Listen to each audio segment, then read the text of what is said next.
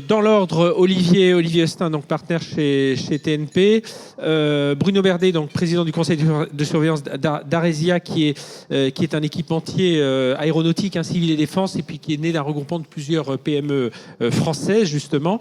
Arnaud Danjean, qui est ancien président de la sous-commission défense du Parlement européen, et est ancien député européen pendant 15 ans, conseiller spécial de Michel Barnier à Matignon, et spécialiste des questions militaires. Et puis vous avez longtemps présidé la sous-commission défense du Parlement européen. Donc vous avez cette vision dont on va profiter pendant les quelques minutes qui nous restent. André Le Scuc-Pietri, donc président de JEDI, la Joint European Disruptive Initiative. J'attends toujours un modèle de la casquette, à Make Europe Great Again. Voilà, vous l'avez senti. Ah, d'accord, eh bien, j'en suis ravi. Et puis Alexis Moret, directeur général Thales Optronics et électronique de missiles. Merci à tous les cinq. Je vais démarrer justement avec vous, Arnaud. Donc vous dirigez les travaux de la revue stratégique, je ne l'ai pas précisé, mais comment vous voyez, alors on a déjà dit beaucoup de choses dans la première table ronde, mais comment vous voyez les enjeux de défense en France, en Europe, dans le contexte actuel, ses conséquences sur notre tissu industriel? On va davantage, comme le dit le titre de cette table ronde, parler d'efficacité industrielle. Merci, bonjour. Oui, les travaux de la revue stratégique que j'avais conduits, c'était en 2017, donc ça date déjà un petit peu, même si je pense qu'à la relecture de ce document, il y a quand même beaucoup d'évolutions qui avaient été bien identifiées. Les choses se sont accélérées, il y a forcément eu des surprises, il y en a toujours, mais j'allais dire, les fondamentaux restent assez bons. Je crois que tout le monde a pu mesurer ces dernières années, ça a été rappelé dans l'introduction tout à l'heure, les évolutions qu'il y a eu stratégiques et qui font qu'on a un effort de défense important à soutenir aujourd'hui. Je noterai pour ma part, et pour aller rapidement, 3 évolutions majeures par rapport à ce qu'on avait diagnostiqué et pronostiqué, j'allais dire, en 2017. La première évolution, c'est que la dégradation de l'environnement, ce que j'appellerais l'environnement multilatéral, c'est-à-dire plus ou moins les règles du jeu international, cette dégradation est allée encore plus vite et encore plus loin que ce que nous avions envisagé. À l'époque, en 2017, on était tout juste sous Trump 1. On sentait venir des difficultés de coordination, qu'on sentait bien que chacun allait jouer son rôle, que les grandes puissances s'émancipaient et se désinhibaient. Bon, on a atteint aujourd'hui un stade qui est vraiment, peut-être pas ultime, mais en tout cas très avancé dans cette dégradation et dans ce chacun pour soi, transactionnel, rapport de force à l'état brut, désinhibition, bref, tout ça, c'est beaucoup dégradé. La deuxième évolution, c'est l'évolution, je ne parlerai peut-être pas de rupture, mais l'évolution technologique au niveau militaire. Et évidemment, on l'a vu à travers la guerre en Ukraine. Et pour caricaturer un peu, mais on en reparlera, à l'époque, j'étais frappé par le fait qu'on avait une espèce de dichotomie. On essayait de faire la bonne combinaison entre ce qu'on appelait le haut du spectre, ce qui était des technologies très avancées et souvent très coûteuses et assez rares, dont il fallait se doter pour être une grande puissance, et puis, j'allais dire, les capacités plus basiques et rustiques qu'il fallait aussi avoir en masse et qui étaient moins chères. La guerre d'Ukraine nous a montré, et d'autres conflits d'ailleurs un petit peu avant, comme celui entre l'Azerbaïdjan et l'Arménie, nous ont montré qu'aujourd'hui, on peut avoir de la masse avec des technologies très avancées et pas très chères. Et ça introduit quand même beaucoup de ruptures, y compris sur le plan industriel. Puis la troisième évolution sur le plan de cet environnement stratégique, mais André Lanatta l'a bien dit tout à l'heure, et moi j'insisterai beaucoup là-dessus, et en particulier quand on fait ces exercices de prévision ou de planification, ne jamais s'arrêter, ne jamais boucher son horizon stratégique au conflit qu'on est en train de vivre. Le conflit qu'on est en train de vivre, si on le prend pour dimensionnant pour l'avenir, on a toutes les chances de passer à côté. Et d'ailleurs, à l'époque, en 2017, on était à fond, si vous me permettez l'expression, dans les guerres expéditionnaires antiterroristes au Sahel. Ça nous paraît, il y a une éternité aujourd'hui. Rien n'indique qu'on n'aura pas à y retourner un jour, d'ailleurs. Et on envisageait certes la guerre de haute intensité en Europe. Elle était déjà mentionnée comme une hypothèse. Mais on avait quand même un horizon qui, sans être bouché, était quand même très conditionné, et donc y compris sur le plan capacitaire et industriel, par les OPEX, les opérations extérieures, essentiellement en Afrique, contre des groupes terroristes, donc avec une asymétrie technologique très, très forte. Et aujourd'hui, on est à fond sur l'Ukraine. C'est très important, on a beaucoup de choses à en apprendre, ça doit effectivement provoquer beaucoup de réflexions chez nous, mais attention, la surprise stratégique, elle est par définition au coin du bois. Et donc le prochain conflit, il y a quand même beaucoup de chances à ce qu'il ne ressemble pas exactement à ce qu'on est en train de vivre maintenant. Et ça, il faut aussi qu'on arrive à l'anticiper, parce qu'André l'a rappelé, on travaille sur du temps long et il faut être prêt à assumer des surprises. Alors justement, sur l'industrie, Alexis Morel, je rappelle, vous êtes patron d'une des entités de Thales, Optronic et Electronic Domicile. C'est spécialisé dans les capteurs, les systèmes optroniques conçus pour améliorer la connaissance et la situation sur le champ de bataille. Donc vous accompagnez les forces terrestres notamment. Comment vous voyez ces grands enjeux qui touchent votre industrie de défense et puis du coup ces priorités, parce qu'on l'a compris, c'est pas aussi évident que cela avec des technologies qui avancent, des conflits qui ne seront plus les mêmes. Oui, merci beaucoup. En fait, le premier enjeu, c'est quand même que l'industrie de défense en elle-même est redevenue un enjeu. Et pour moi, il y a un enjeu majeur qui est tout simplement celui de la puissance. La puissance, qu'est-ce que c'est ? Ça a été dit très bien par Benoît Laroche de Roussan tout à l'heure, c'est-à-dire c'est tenir les 15 minutes de plus sur le champ de bataille. Et aujourd'hui, quand on parle à nos ingénieurs, on sent qu'ils ont pris la mesure en fait, du défi qu'ils devaient remplir, j'allais dire, pour bien sûr leur entreprise, mais aussi pour leur pays. Et ça, c'est très frappant dans le changement d'état d'esprit à l'intérieur de l'industrie de défense. Il y a une prise de conscience très forte des enjeux. Aujourd'hui, le développement d'un système de défense aérienne, quand on est un jeune ingénieur et qu'on travaille sur ces sujets-là, on a conscience que demain, en fait, les systèmes qu'on crée permettront en fait, de faire de la défense territoriale anti-aérienne et anti-balistique, de protéger les centres de commandement. De la même façon, quand on développe des nacelles de désignation, comme Thales le fait dans le domaine de l'optronique, on sait qu'on équipe les pilotes. Donc la conscience, en fait, d'être un des éléments qui contribue au succès des armes de la France, à l'efficacité du glaive, c'est à mon avis, un premier enjeu majeur. Deuxième enjeu, il faut savoir naviguer dans la tempête. Moi, je dois dire que, ça n'a pas été évoqué, mais l'étendue de la perturbation politique sur les industriels en général est quand même un élément majeur. Moi, j'ai une certaine admiration pour les acheteurs de l'État qui sont comptables de l'exécution d'une loi de programmation militaire, qui aujourd'hui ont du mal à engager, qui arrivent à le faire. Et ça, il faut, je crois, saluer l'effort qui est celui de la Direction générale de l'armement, du ministère des Armées, que nous essayons d'accompagner en tant que grand donneur d'ordre, avec tout le tissu de PME derrière, pour s'adapter à un contexte politique qui est difficile. Troisième enjeu, je crois que Benoît Ragny l'a bien dit, l'état de fragmentation de la BITD est un des freins à la montée en puissance. Et ça, aujourd'hui, on a commencé effectivement à l'adresser en essayant de travailler différemment, en donnant de la profondeur aux entreprises avec lesquelles on travaille dans la BITD et plus largement en Europe. Il y a d'autres enjeux qui ont été évoqués, les montées en puissance industrielle. Thales a quadruplé sa production de munitions en moins de 3 ans dans le domaine des munitions de mortier, 120 mm, 80 mm, les roquettes. On a quadruplé notre production de radars.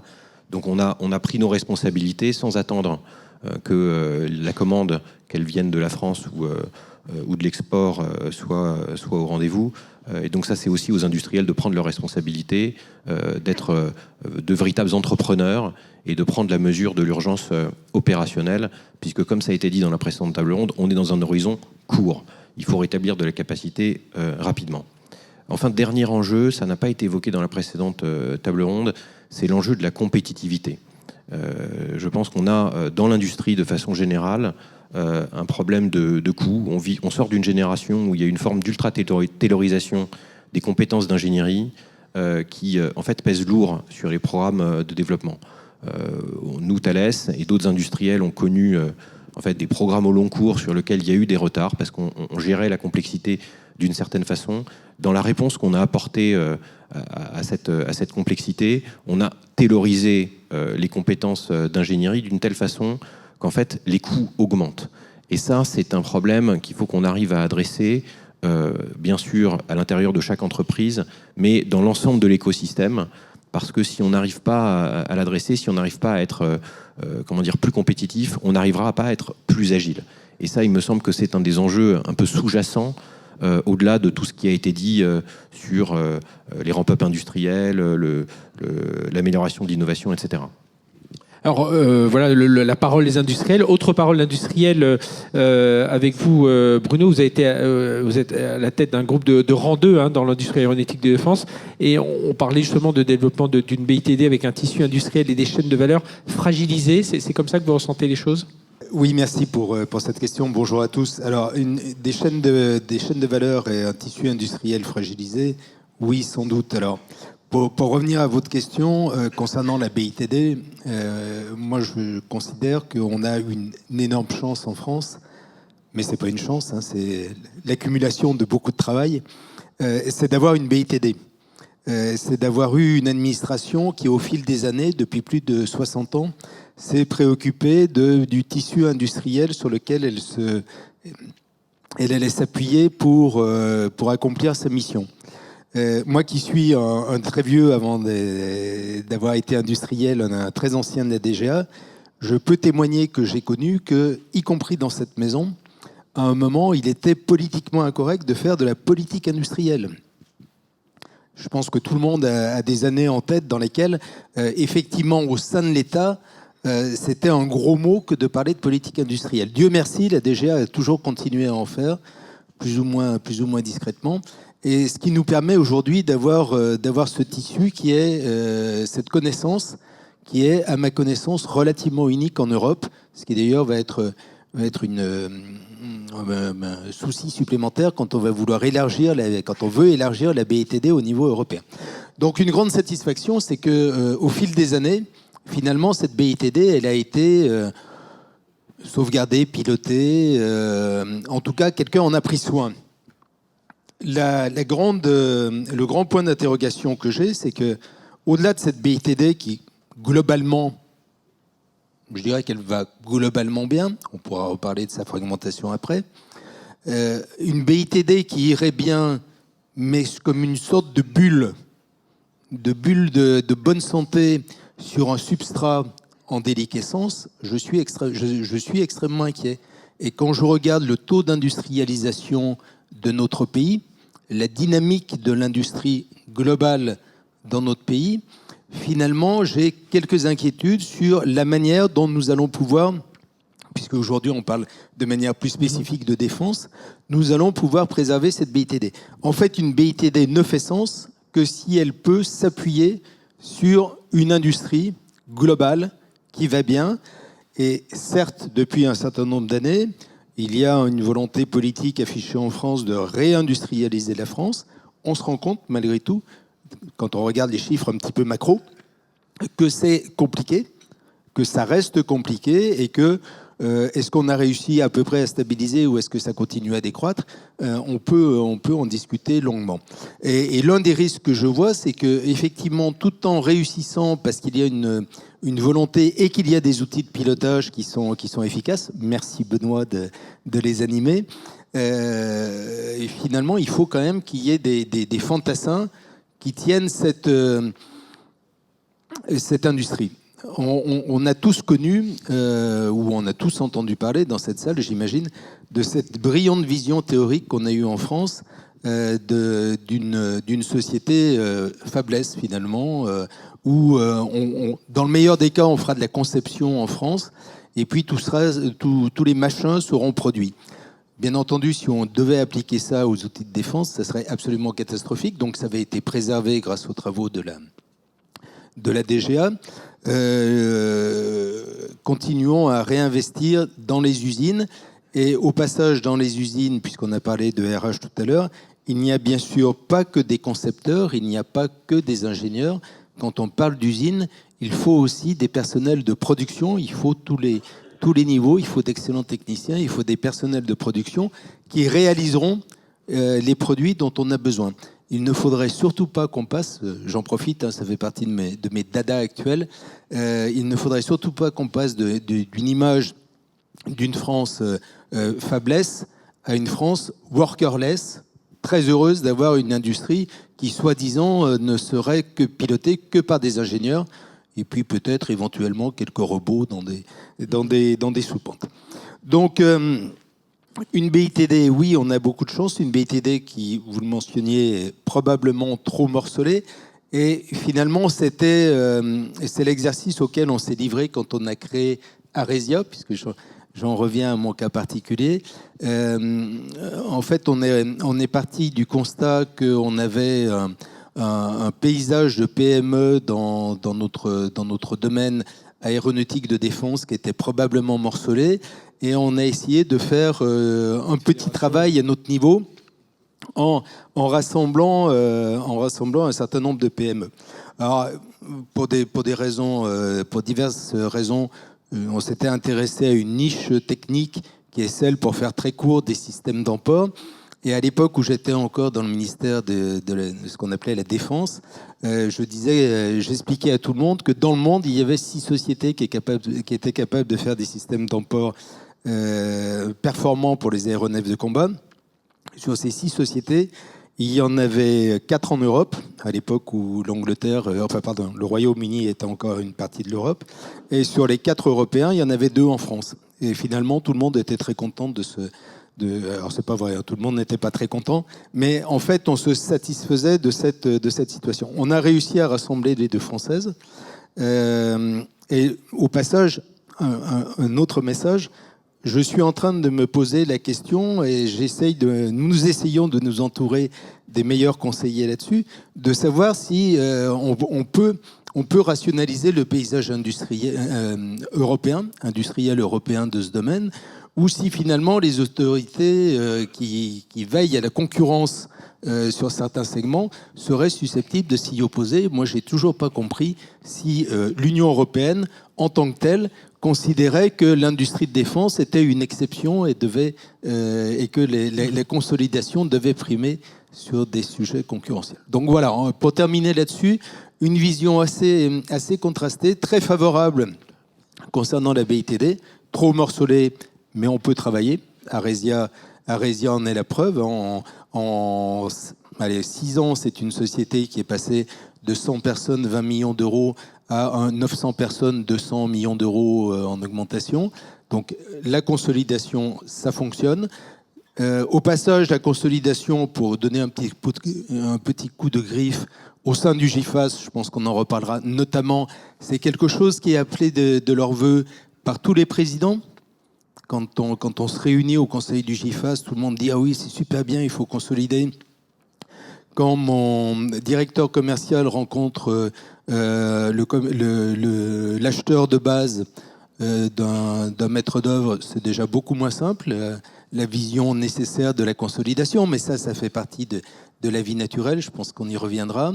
Donc une vision très positive de la BITD, une vraie inquiétude sur la volonté que nous pouvons avoir en France, la volonté politique, j'ai pas de doute, la volonté commune d'avoir une industrie forte, et puis une interrogation sur laquelle on reviendra probablement, sur l'impact de la nécessité d'utiliser de manière beaucoup plus fluide des technologies civiles qui, malgré tout, et je rejoins le fait que la France est un pays qui s'est beaucoup désindustrialisé, ces technologies civiles sont souvent des technologies qui sont importées.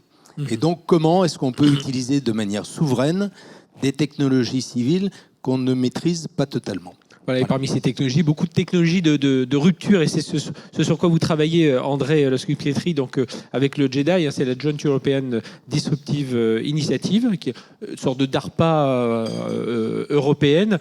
Voilà, qu'est-ce que ça vous inspire, tout ce qu'on se dit là, par rapport à ce que vous vivez? Et puis, justement, les enseignements, on a parlé de l'Ukraine tout à l'heure, vous en rentrez, je crois, les enseignements, vous tirez, et qu'est-ce qu'il faut faire pour être cette efficacité industrielle? Merci Frédéric. Alors déjà, merci à Guy, à Benoît et au général Lanata de m'inviter.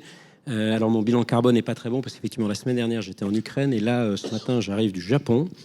Et j'avais préparé 2 ou 3 choses pour répondre à cette question, mais je n'ai pas pu m'empêcher de voir que ce matin, vous avez peut-être vu l'annonce, SoftBank rachetait les robots d'ABB pour 5 milliards.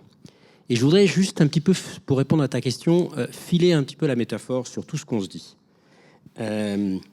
Tout le monde parle que sur le long terme, le sujet de la robotisation, pas juste la robotisation dans les usines, essentielle pour compenser le sujet de main-d'œuvre dont on parlait tout à l'heure, mais aussi la capacité de monter en cadence. Deuxième sujet, le sujet de l'échelle économie de guerre, mais également la robotisation sur les champs de bataille.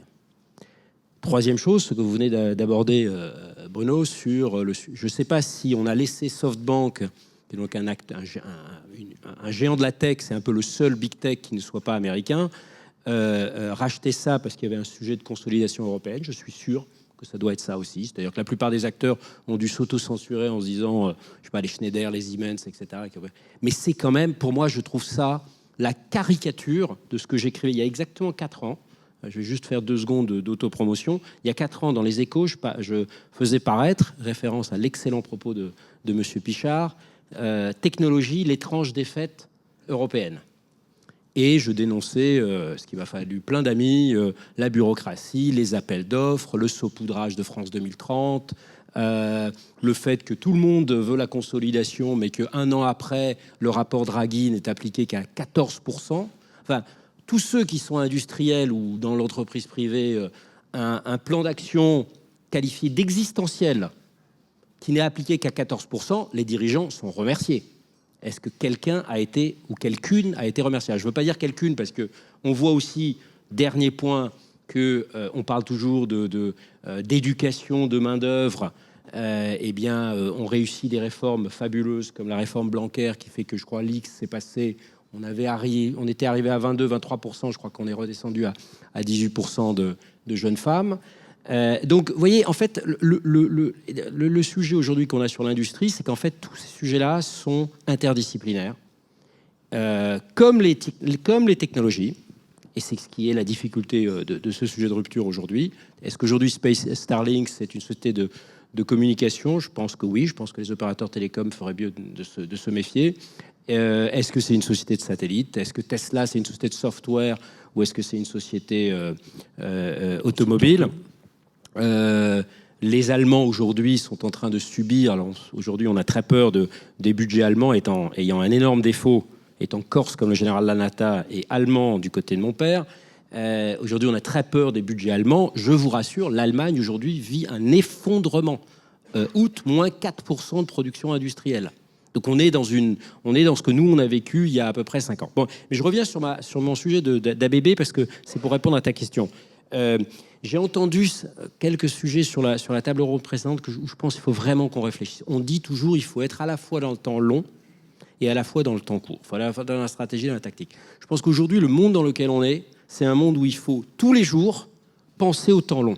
Nous, quand on réfléchit au programme qu'on lance chez JEDI, donc on finance des programmes de recherche avancés, tous les 3 mois, on réunit les meilleurs dans la robotique, dans l'IA, dans les matériaux, pour réfléchir aux 5 prochaines années. Si on fait, une LPM et qui est un tout petit peu révisée par la revue stratégique, eh bien, on va être de plus en plus derrière, avec le risque du biais cognitif, du tunnel qu'évoquait extrêmement bien Arnaud.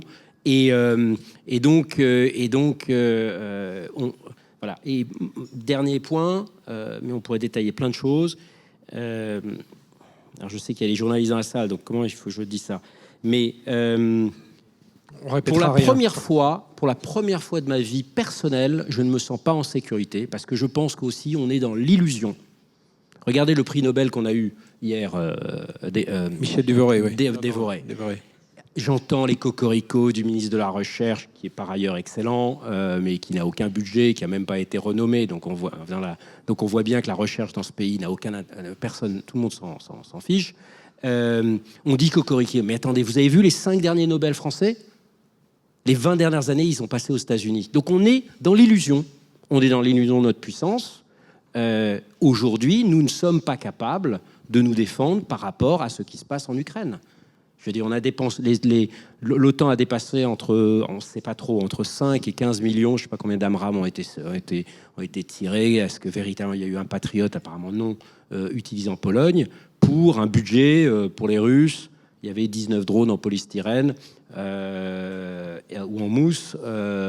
Donc on a fait 10 millions pour tirer 400 000. Et on en a tiré 4 sur 19. Alors les gens vous disent, oui, mais on a tiré que ceux où c'était vraiment risqué. Non. Vous êtes en Ukraine, vous voyez des producteurs de drones qui sont passés de 100 000 drones en 2023 1 million en 2024, 5 millions cette année. J'entends les montées en charge que cite Alexis, et bravo, mais aujourd'hui on n'y est pas du tout. C'est-à-dire on n'est pas du tout dans ce qu'on voit en Ukraine de l'industrie containerisée. On n'est pas opportunité immense pour notre industrie. Tous ces producteurs-là ont une obsession en ce moment, c'est de sortir la Chine de leur chaîne de valeur, pour 2 raisons. Ils savent que quand ils envoient les specs sur les batteries, un des producteurs qu'on rencontrait, il commande 30 millions de cellules de batteries en Chine. Ils savent que les producteurs chinois informent immédiatement leurs amis, entre guillemets, russes, et donc les specs étant connus, on connaît à peu près les performances. Et deuxième chose, les rythmes d'innovation étant aujourd'hui entre 4 et 6 semaines, certes c'est des drones, mais certains des drones, les fameux Baba Yaga, là, ceux qui emportent 3 ou 4 drones, qui ont des systèmes d'emport tout à fait intéressants, c'est très complexe. Ils savent que des supply chains trop longues, donc c'est une immense opportunité de réindustrialiser. Mais cette transversalité, je pense que c'est ça, mesdames et messieurs, qu'il faut vraiment, à laquelle il faut qu'on réfléchisse. Il faut que les acheteurs se mettent dans cet état d'esprit. Il faut que l'État se mette dans cet état d'esprit. Et peut-être mon tout dernier point, on a un sujet de compétence majeur, pas parmi les donneurs d'ordre spécifiques, et je vois notre collègue de la DGA, et je connais son parcours et son track record, mais aujourd'hui on a un problème de compétences techniques. C'est-à-dire qu'aujourd'hui la plupart de nos administrations ne comprennent pas ce que c'est les technologies modernes. Donc en fait, on ne comprenait pas, on a du mal c'est l'amiral Vendier qui dit ça comme ça, à sortir du lit de la rivière. Et donc on va plutôt s'adresser aux acteurs actuels. On ne va pas repousser les frontières. Et moi, je fais l'hypothèse que je pense que ce qu'on voit en Ukraine aujourd'hui, c'est les futurs primes. Et donc, moi, j'encourage beaucoup les industriels à être beaucoup plus présents. Ils disent tous qu'ils sont présents. Je n'en ai vu aucun. Alors, on est resté que 5 jours. On était peut-être au mauvais endroit, mais on a quand même rencontré le ministre des Industries stratégiques. Et ils disent tous, oui, les grands industriels européens, ils ont tellement leur carnet de commandes est tellement plein que finalement l'Ukraine, ça les intéresse peu. Alors justement, question pour Olivier, comment augmenter justement ses capacités de production? Je suis à nouveau fait des amis, je crois. Ça marche, ouais. Mais bonjour, Alexis. Bonjour. Donc pour revenir sur des sujets, de capacité de production, donc des sujets de comment on fait tout de suite. Et pour rebondir sur ce que disait Alexis, je pense que pas mal de leviers ont été évoqués ce matin, la recapitalisation, la consolidation, qui sont plutôt d'ailleurs des leviers sur le temps long. Je voudrais en citer un autre, et éventuellement le citer en faisant une petite anecdote. Je pense que moi, quand je parle à mon coach et que je lui demande comment courir plus vite en dépensant moins d'énergie, il me dit penche-toi en avant. Et le conseil que j'aurais envie de donner, c'est ça, c'est penchez-vous en avant. Ça veut dire quoi, se pencher en avant? Ça veut dire que, en fait, les leviers, il y a un levier qui est la réduction de cycle et qui est le levier qu'ont mis en œuvre des industries qui sont très proches des vôtres. Je pense à l'aéronautique civile pour massivement augmenter la cadence. Et augmenter la cadence, c'est produire plus avec des capacités finalement pas aussi augmentées que ça.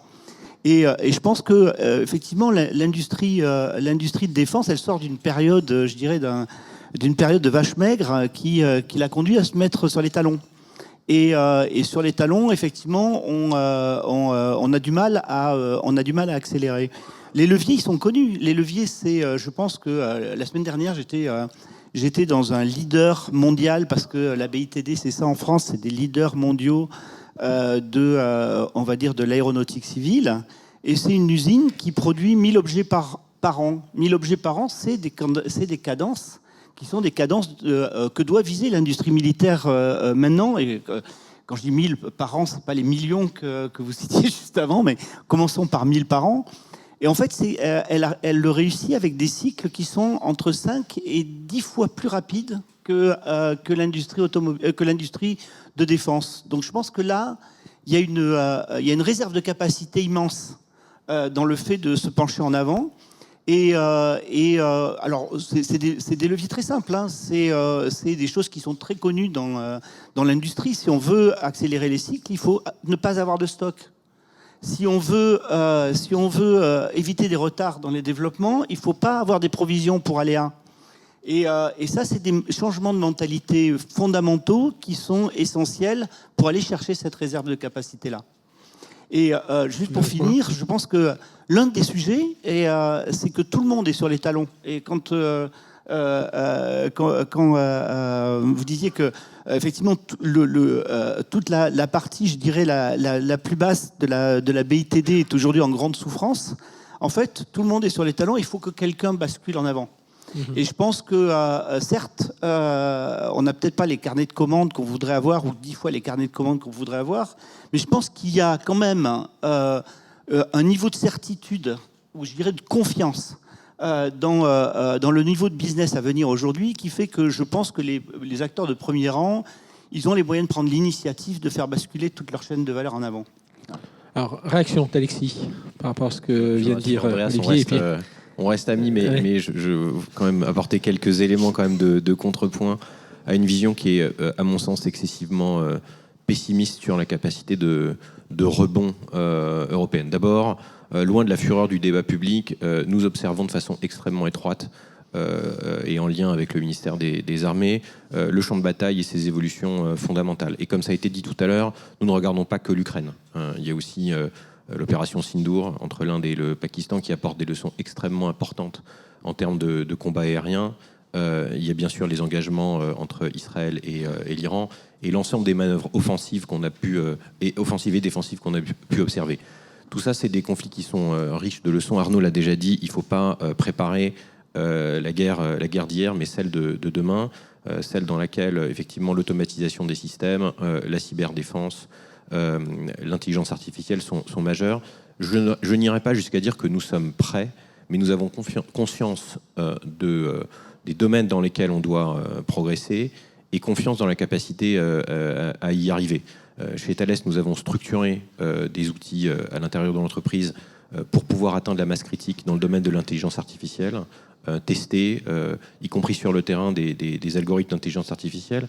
Nous avons, sur le Rafale par exemple, déployé les premiers algorithmes d'intelligence artificielle, de reconnaissance automatique des cibles sur le pod, sur la nacelle de désignation Talios. C'est un programme qui a été fait main dans la main avec l'armée de l'air, la direction générale de l'armement, et qui montre, je pense, loin du pessimisme et d'une tendance très française à l'autodénigrement, que nous pouvons arriver à faire des pas extraordinaires au service de l'efficacité opérationnelle des forces. Donc moi, j'ai pas on est conscient du retard européen, on est conscient du besoin de reconstituer de la masse et de l'efficacité, on est conscient qu'il y a un faux débat entre high-tech et low-tech, mais aujourd'hui, je vois aucune raison pour laquelle la France et les Européens n'arriveraient pas à faire face aux défis à la fois opérationnels et technologiques qui nous est posé par nos adversaires au pluriel. Et pour améliorer encore cette efficacité industrielle, alors on a parlé des ressources humaines, de la richesse humaine, qu'est-ce qu'il faudrait faire de plus? Qu'est-ce que vous mettez en place, notamment chez vous, chez Thales? Je pense qu'il y a beaucoup de choses qui ont déjà été dites sur l'efficacité industrielle. Moi, je vois quand même plusieurs éléments. Dans la première table ronde, vous avez évoqué rapidement l'équation RH. Moi, je pense qu'on a un problème en France de déficit d'ingénieurs. Le fait qu'on n'arrive pas à dépasser 20% de femmes ingénieurs dans les grandes entreprises, dans les écoles d'ingénieurs, est un énorme problème. Il faut que les jeunes femmes, dès le lycée, dès le collège même, puissent être attirées par les carrières scientifiques et techniques. Et ça, c'est un enjeu qui nécessite aussi l'engagement des industriels. Il faut qu'on travaille plus avec les écoles d'ingénieurs pour développer ce potentiel-là. Ça, c'est fondamental parce que s'il n'y a pas ces ressources-là, en réalité, il est certain que nous n'y arriverons pas. Deuxièmement, il faut regarder les autres acteurs. On parle effectivement beaucoup de la Direction générale de l'armement et des grands donneurs d'ordre et aussi de la BITD, mais il y a d'autres acteurs. Je crois que Benoît Hargny l'a dit tout à l'heure. Le moment est venu pour aider à la consolidation des entreprises de la BITD que les fonds d'investissement jouent un rôle nouveau. Je pense qu'aujourd'hui, il y a un certain nombre de barrières qui ont sauté, notamment en termes d'ESG. Dans le nouvel ESG, d'une certaine façon, le G, ça devient géopolitique. Et je crois que ça a été dit par le patron d'Euronext. Aujourd'hui, il y a une tendance qui permet aujourd'hui un investissement plus important dans l'industrie de défense. C'est vital pour pouvoir arriver à surmonter nos difficultés. Un petit mot, Bruno, puis ensuite je passerai la parole à Arnaud, justement, pour parler est-ce que les responsables politiques européens sont capables de se mettre d'accord sur la mobilisation des capitaux, mais Bruno. Oui, je vais essayer d'être rapide avec un petit mot pour introduire une fausse note dans une vraie. Enfin, je vais essayer de faire en sorte que ce soit une vraie fausse note dans ce qu'on a dit. On est ici réunis à nouveau. Merci Benoît pour cette manifestation ce matin. Finalement, entre personnes convaincues de l'importance et de l'intérêt de ce dont nous discutons. On a une rue à traverser pour aller convaincre d'autres. Alors, on a effectivement une rue à traverser pour être chez le chef des armées, qui lui est effectivement totalement convaincu de l'importance de ce type de sujet. Mais par contre, quand j'écoute le débat national, on en est extrêmement loin. Or, les petits patrons de la BITD, notamment, mais les petits patrons industriels, ce sont des citoyens français. Et oui, ils ont des problèmes de financement. Mais le petit patron, est-ce qu'il est en train de se poser la question de sa recapitalisation ou d'essayer de comprendre comment le pacte Dutreil il va être impacté par l'accord de gouvernement que peut-être on va réussir à avoir? Oui, on manque d'ingénieurs. Oui, on n'a pas suffisamment de personnes dans nos entreprises et on a besoin de plus de main-d'œuvre. Mais le sujet en France aujourd'hui, c'est qu'est-ce qu'on attend pour redescendre l'âge de la retraite? Est-ce que vous pensez globalement qu'aujourd'hui, le pays est mobilisé pour aller dans le sens dont nous débattons aujourd'hui entre nous et que nous aspirons de nos voeux? Mais c'est là aujourd'hui on attend davantage la parole des patrons. C'est là où le MEDEF devait faire sa grande réunion.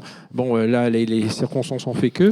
Mais voilà. Alors le MEDEF a reporté sa réunion en attendant de savoir à qui il pouvait bien adresser le message qu'il avait adressé, comme vous le savez. Oui, je pense qu'il y a effectivement un sujet. André a dit que pour la première fois, il ne se sent pas en sécurité. Je pense que, ce qui est heureux par ailleurs, ça ne sert à rien d'angoisser la population inutilement, mais le sentiment de l'urgence d'une mobilisation nationale autour de ces sujets, en France, on en est extrêmement loin. Je crois comprendre que dans certains pays, mais mes voisins sont beaucoup plus compétents que moi là-dessus, que dans les pays baltes, qu'en Pologne, l'état d'esprit a totalement changé. En France, ce dont nous parlons ce matin est un centre d'intérêt pour un petit microcosme privilégié. Alors Arnaud, justement, si on se projette au niveau européen, je reviens sur ma question des politiques, les responsables politiques européens sont-ils capables de se mettre d'accord justement sur la mobilisation de ces capitaux nécessaires? Je rebondis sur ce que vient de dire. Qui est dit. Ça, c'est lié. Je crois que dans ce que vient de dire Bruno, il y a quelque chose de très important, au-delà même du contexte français sur lequel on ne va pas s'apesantir, il est suffisamment lourd en lui-même. Au niveau européen non plus, je crois qu'il faut faire attention. Moi, je crois beaucoup à la pérennité, à la prise de conscience qu'il y a eu sur l'effort de défense qui est demandé. Mais il faut effectivement avoir conscience que ce n'est pas le cas partout, que ce n'est pas homogène et que c'est réversible. C'est réversible, alors, y compris dans notre pays, dû à la volatilité politique. Il y a des pays autour de nous, regardez l'Espagne. L'Espagne n'est pas du tout à l'unisson des efforts qu'il faut faire en termes de financement au sein de l'OTAN. Alors l'Espagne, c'est un voisin, donc on y est sensible, c'est un grand pays, mais il y a plein de petits pays. La Slovénie, le gouvernement slovène actuel, oh là là, les 3,5% du PIB, surtout pas, on va dépenser dans le civil. Il y a plein d'endroits où on voit bien aujourd'hui avec la polarisation politique qui existe, il y a plein d'endroits qui peuvent basculer. Donc des pays qui aujourd'hui sont prêts à embrayer et qui sont même aux avant-postes de cet effort de défense à l'échelle européenne peuvent tout à fait, au gré des échéances politiques internes, basculer, sans même parler des opinions publiques. L'Allemagne aujourd'hui fait un effort considérable en termes de finances publiques dédiées à la défense. L'opinion publique allemande reste majoritairement pacifiste, voire antimilitariste. Donc on a ce genre de tension à l'intérieur de nos sociétés. Et effectivement, si on peut se réjouir, et encore une fois, je crois que c'est relativement pérenne, qu'au sein de la communauté économique, financière, il y ait maintenant une prise de conscience sur les efforts à consentir vis-à-vis de la défense. Attention, ça va rester fragile en termes de logique politique. Au niveau européen, pour y revenir, et je rebondis sur ce qui a été dit sur la consolidation, qui est une notion extrêmement importante, qui est un peu au cœur de ce qu'on entend au niveau européen aujourd'hui. attention à la façon dont ce concept est manié au niveau européen, précisément. Parce que j'entends beaucoup de dirigeants européens, à commencer par la Commission européenne, penser qu'en agitant la baguette magique de la consolidation industrielle, tout va être résolu en Europe. On va devenir compétitif, performant, parce qu'on aura consolidé. Attention à la consolidation par le haut. Je ne suis pas sûr que ça marche très bien, je ne suis pas sûr que ça soit exactement ce dont on ait besoin. Il y a beaucoup de pièges, il y a beaucoup d'effets pervers à une consolidation par le haut. Je crois beaucoup à la consolidation à la fois financière, comme vous l'avez dit tout à l'heure, par l'injection des financements qui sera faite, et aussi la consolidation par la technologie et la consolidation par la commande groupée. Ça va produire des effets de consolidation et on le note déjà sur des petits segments qui ont bénéficié d'instruments européens visant à grouper les commandes. Mais la consolidation par le haut, il y a aussi beaucoup d'effets pervers, ne serait-ce que parce qu'il y a une fausse vision au niveau européen. Moi, je vois en permanence les dirigeants européens dire, en fait, notre gros problème, c'est par rapport aux États-Unis, et ils prennent toujours les États-Unis comme référence. Désolé de rappeler cette évidence, mais l'Union européenne ne sera jamais un État-nation. En tout cas, à échéance de ce qui nous intéresse, nous, aujourd'hui. Et donc, aux États-Unis, c'est un État, malgré tout, malgré le caractère très fédéral, le caractère très diversifié. Et donc, l'enjeu stratégique à San Francisco, à Seattle ou à Washington, il est quand même le même ensuite quand on traduit ça en stratégie militaire ou en commande industrielle. En Europe, je suis désolé, Lisbonne, Tallinn, Athènes, ça ne reste pas pareil en termes de lecture stratégique. C'est une donnée fondamentale. Alors, il y a plein de segments sur lesquels ça va devenir de plus en plus homogène, parce que la lutte anti-drone, ça intéresse tout le monde. L'anti-aérien, ça intéresse tout le monde. La frappe dans la profondeur, ça va intéresser tout le monde et de façon, encore une fois, relativement homogène. Mais il y a quand même des priorités stratégiques, desquelles ensuite vont décliner les priorités industrielles et budgétaires, qui ne seront pas les mêmes aux quatre coins de l'Europe. Et ça, c'est quand même une vérité qu'un certain nombre de décideurs européens semblent négliger complètement. Et après, le réveil est brutal, parce qu'on impose des consolidations par le haut, avec des acteurs qui n'ont absolument pas le même type de priorité. Donc il faut faire attention à ça. C'est un petit bémol que je mets à tout ce qu'on entend, au discours ambiant qu'on entend à Bruxelles en ce moment. Et puis sur le financement, juste un point, là aussi, attention au mirage aux alouettes quand même.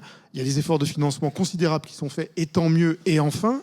Mais quand j'entends l'enveloppe, elle serait à 800 milliards à l'échelle européenne. Pour l'instant, il y a 150 milliards dont on est à peu près sûr qui sont SAFE, qui est le dispositif SAFE, c'est très bien.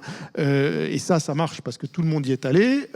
En revanche, entre les 150 milliards de SAFE et les 800 milliards prévus, c'est à peu près uniquement parce que les États peuvent maintenant débloquer la clause qui leur permet d'avoir un déficit excessif. Mais pour l'instant, on est encore loin de la coupe aux lèvres, j'allais dire. Donc il faut effectivement qu'il y ait d'autres acteurs qui entrent en jeu, parce que ce financement-là ne suffira pas. Et puis sans compter les risques souvent de saupoudrage de ce type de financement. Et puis avec le juste retour géographique. Enfin, les consolidations par le haut, c'est ça que ça veut dire aussi à la fin. Ça veut dire c'est une décision politique où on oblige les gens à se marier, puis après chacun revient, passe au guichet pour demander le juste retour géographique, dont on voit les effets catastrophiques qu'il a eu sur un certain nombre de programmes militaires par le passé. Allez, réaction André, puis peut-être une ou deux questions de la salle pour conclure. Très rapide réaction. Sur le sujet européen, moi j'ai eu la chance d'aller à des événements parallèles à La Haye, au sommet de l'OTAN. Effectivement, on voyait les Espagnols sortir en disant bon, les 5%, oui, on a signé, mais jamais. Les Français dire on a signé 5%, mais on n'est pas capable de le faire. Et j'irai même un peu plus loin. C'est une idée que je vous soumets.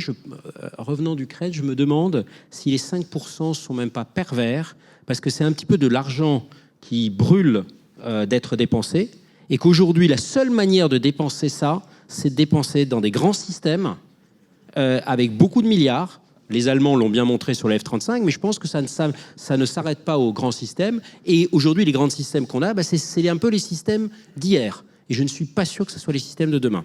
Ça, c'est un point. Le deuxième chose, sur le point d'Alexis, et il sait à quel point je le respecte, il va réagir. Mais il y a ce débat sur il faut arrêter l'autodénigration, vous êtes le pessimiste, moi je suis l'optimiste. Non, mais attendez, nous, il y a 3 ans, on avait un programme spécifique en disant la dépendance aux aimants permanents, elle est critique sur les éoliennes offshore, elle est critique sur les systèmes de guidage, elle est critique. Personne n'a rien entendu. Aujourd'hui, 92% est raffiné en Chine. On n'a rien fait. Et les gens qui disent on ne l'avait pas vu, là c'est coupable. Idem sur les essais de drones. Ça fait 2 ans et demi. Et l'ancien major général d'armée de l'air le sait. On avait fait une présentation en décembre 2024 sur les essais de drones. On s'était inspiré de ce qu'avait dit à l'époque l'amiral Stavridis, je crois en mai 2024. Là aussi, aujourd'hui, on découvre les drones. Ça, c'est mon premier point. Deuxième point sur la politique. Et rapidement, quand j'entends pour donner à Alexis von der Leyen question, parler d'un mur de drones, mais même les Ukrainiens se marrent. Ils savent que ce n'est pas possible. Donc le risque de promettre à nos populations des choses qui ne sont pas possibles, c'est là où je parle d'incompétence technologique. Et là, on a un rôle, nous tous, à dire publiquement ce n'est pas possible et pas juste espérer des commandes de plus. Et enfin, dernière chose en termes d'efficacité, ce que j'ai vu en Ukraine, à nouveau, c'est pas sur un sujet d'armement, parce que ça, effectivement, ça va changer en fonction des théâtres. Mais on parle aujourd'hui de 12 jours quand vous commandez des matériels, mais qui vont jusqu'à des drones type Patroller. 12 jours entre la commande par les brigades, qui ont une entité juridique indépendante en Ukraine, et l'arrivée sur le champ de bataille. 12 jours. On n'est pas dans l'ordre de grandeur, on est dans les 2 ordres de grandeur par rapport à ce qu'on fait aujourd'hui. On a aujourd'hui des canons, alors je sais que ça va faire hurler les gens de KNDS, mais avec des portées similaires à César, sûrement pas la précision, mais le fameux 80% qui sont à 50, 100 000. On a des drones, des UGV qui transportent 300 kilos sur 30 km aller-retour pour approvisionner les lignes de front à 12 000 €. Donc si nos industriels ne sont pas capables, et là je te rejoins sur les coûts, de radicalement, on sera dans la fameuse blague que vous connaissez, si le coût de l'avion de combat continue comme ça, l'US Air Force en aura un du lundi au mercredi, et les Marines en auront un, le même le jeudi et le vendredi. Réaction, Alexis. Bruno était inquiet qu'on soit trop d'accord. Je vous rassure, on n'est pas du tout d'accord avec André. Donc d'abord, dire les grands systèmes, c'est derrière nous. S'il n'y a pas de mais c'est un peu ce que tu dis. Et donc, il faut quand même... Je trouve qu'au moment où, enfin, le Danemark fait le choix du système de défense aérienne européen, le SAMP-TNG, il ne faut pas faire de contresens sur les nécessités capacitaires. Aujourd'hui, l'Europe, elle est en retard sur la défense aérienne et antibalistique. Elle doit combler son retard. C'est un effort d'entreprise de Thales, MBDA, avec l'ensemble de leurs clients. Et on essaye d'accélérer, d'aller plus vite, d'augmenter la capacité de production des missiles, d'accélérer la livraison des systèmes. Et on va y arriver parce que c'est une nécessité vitale pour la protection des populations, des centres de décision et des centres de commandement. Aujourd'hui, si les Ukrainiens n'avaient pas des systèmes de défense aérienne occidentaux, y compris le système franco-italien, ils seraient très mal. Très très mal. Et donc moi, je suis le premier à saluer la capacité d'innovation des Ukrainiens. Je suis le premier à dire qu'il faut qu'on puisse s'en inspirer. Mais encore une fois, il faut sortir du débat entre il y a la défense du passé et la défense de demain, et elles ne sont pas compatibles. On a besoin impérativement des deux. Et aujourd'hui, chez Thales et chez de nombreuses autres entreprises, on se prépare pour les deux, parce qu'on a besoin impérativement des deux. Merci Alexis. Allez, une ou deux questions dans la salle, sinon on passera à la conclusion. Benoît. Concernant cette consolidation qui ne doit pas se faire par le haut, je pense qu'il ne faut pas opposer les mouvements de consolidation, ils doivent se compléter. Moi, je pense qu'aujourd'hui, le fait que la BCE devienne de plus en plus puissante, et c'est pas fini, parce qu'elle va devenir de plus en plus puissante, c'est une bonne nouvelle, car ça va permettre d'avoir des moyens financiers. Et comme on l'a dit dès l'introduction, une puissance, une nation ne peut pas être une puissance militaire sans être une puissance économique. Et donc je pense que cette nécessité d'avoir une consolidation financière au niveau européen et des moyens financiers au niveau européen, c'est un prérequis à notre souveraineté européenne et à notre puissance militaire européenne. Et par ailleurs, je pense que les grands programmes d'investissement autour des futurs moyens de guerre, alors on en parle beaucoup ces derniers temps parce qu'on n'est déjà pas d'accord sur les idées qu'on avait il y a encore quelques années. Mais on n'a pas le choix. Je pense que sincèrement, on n'a pas le choix. Et c'est pour ça qu'à mon avis, il ne faut pas opposer l'extrême nécessité d'avoir une BITD française souveraine se développant avec une nécessaire obligation de penser, pas que français, mais européen, et avoir des programmes de plus en plus européens, et sans en faire preuve systématiquement de de chauvinisme, ou en tout cas d'avoir à l'esprit qu'on est forcément plus intelligent que les Allemands ou les autres. Réponse rapide. Vous prêchez un convaincu, parce que s'il y a bien quelqu'un qui prêche depuis des années pour qu'on joue ça à l'échelon européen, c'est moi. Donc moi, mon propos n'était pas de mettre en garde contre les initiatives européennes par principe, mais connaissant bien le système européen, en particulier la Commission, je sais combien parfois les slogans, les effets d'annonce dont on parlait en introduction se substituent à la mécanique efficace qui devrait être mise en place.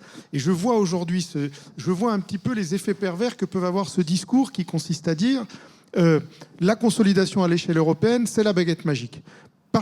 Parce que bien souvent, on ne va pas voir comment ça va se faire et la casse que ça peut produire, parce que de la consolidation à l'échelle européenne, ça veut quand même dire, pour chacun de nos États, vous vous coupez des droits, vous vous coupez des bras, c'est les Allemands qui vont faire ci, mais c'est plus les Français, c'est les Italiens qui doivent faire... L'ingénierie socio-économique d'une consolidation à l'échelle européenne, c'est toujours très compliqué. Donc, croire que simplement par la vertu du discours, on va y arriver, j'y crois pas beaucoup. Deuxièmement, encore une fois, c'est pas forcément parce que ça doit se faire autour des acteurs français, même s'ils sont très bons. Mais ce qui me pose un peu problème dans la façon dont c'est conçu aujourd'hui à Bruxelles, c'est qu'on ne tient pas compte de la spécificité de la défense. Moi, le discours que j'entends, qui est propice aux consolidations, c'est de dire il faut faire l'union de la défense de la même façon qu'on a fait l'union monétaire. Puisque finalement, la souveraineté, puisque c'est de ça dont il s'agit, elle se bâtit sur la monnaie, elle se bâtit sur la défense. Et donc, moi, je ne suis pas contre cet objectif. Je dis simplement la recette ne peut pas être la même. On parle ni d'un marché, bon, ça a bien été rappelé au début, le marché de la défense. Moi, j'entends le commissaire européen dire il faut créer un marché européen de la défense et on aura déjà résolu une partie du problème. Je ne sais pas ce que ça veut dire, un marché européen de la défense. Je ne sais pas ce que ça veut dire. Voyez, donc, bien sûr, il y a des barrières à faire tomber, bien sûr, il y a des consolidations à opérer, des synergies à trouver, mais croire que les recettes qu'on a appliquées sur d'autres pans de l'intégration européenne sont à dupliquer, j'allais dire textuellement, sur la défense, ça recèle beaucoup, à mon avis, de choses trappes. Donc attention à ça. C'est pour ça que je crois beaucoup plus à des outils incrémentaux, je crois beaucoup plus à la réalité des rapprochements industriels qui vont se faire pour répondre à des besoins, à des demandes, à des commandes groupées et à des financements communs. Effectivement, moi je crois beaucoup au biais du financement commun, d'appels d'offres communs et de commandes groupées. Le mot de la fin, Olivier, un petit mot pour conclure. Je rebondirai juste sur ce qui vient d'être dit en rappelant que les principes qui ont conduit certains secteurs à améliorer leur efficacité industrielle, pour moi, c'est d'abord et avant tout la compétition. Donc je vais vraiment dans ce sens-là, c'est de dire, je pense que si on parle souvent d'Airbus de la défense, mais Airbus, c'est Airbus parce qu'il y a Boeing. C'est Airbus parce Airbus, c'est une réussite parce qu'il est en compétition. Je pense que il faut et je pense que même là je vais faire de la politique fiction sans doute très mal, mais je pense que l'augmentation de la fréquence de la pression et de la prise de conscience de certains pays de la nécessité de se réarmer, ça va d'abord et avant tout augmenter la compétition. Et je pense qu'il faut juste l'appréhender comme une bonne nouvelle, parce que c'est dans la compétition qu'on devient meilleur. Merci. On peut applaudir chacun de nos intervenants d'avoir exposé leurs arguments. Merci à vous tous et toutes pour votre présence, vos questions. Ah ben la casquette, oui quand même. J'y tiens. Ah ben j'ai la même. Mais elle reste verte, oui. Elle reste verte, voilà. Merci à vous toutes et tous. Et puis, on retrouve le rapport à la sortie. Et encore merci pour votre présence ce matin. Et encore une fois, nos intervenants de cette table ronde et de la précédente. Merci encore. Bonne journée.